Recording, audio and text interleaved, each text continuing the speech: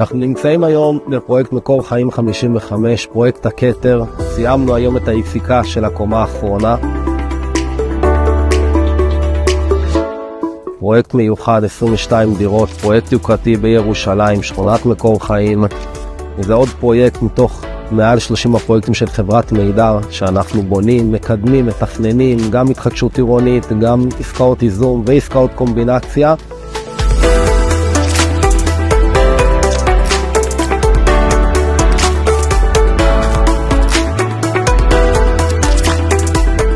הפרויקטים שלנו הם בעיר תל אביב. פעם ראשונה שאנחנו מגיעים לירושלים.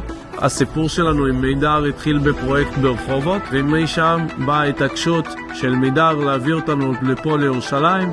פרויקט הכתר הוא פרויקט מאוד מאוד חשוב עבור מידר. רצו להביא חברה קבלנית בוטיקית, איכותית. אנחנו היום, אחרי שנה וחודשיים מתחילת הביצוע, אנחנו כבר נמצאים ביציקה של תקרת הגג. אחד הפרויקטים היפים שלנו, וככה אנחנו בונים את כל הפרויקטים שלנו. אתם יכולים לראות את הבניין כולו, הוא גמור, השלד.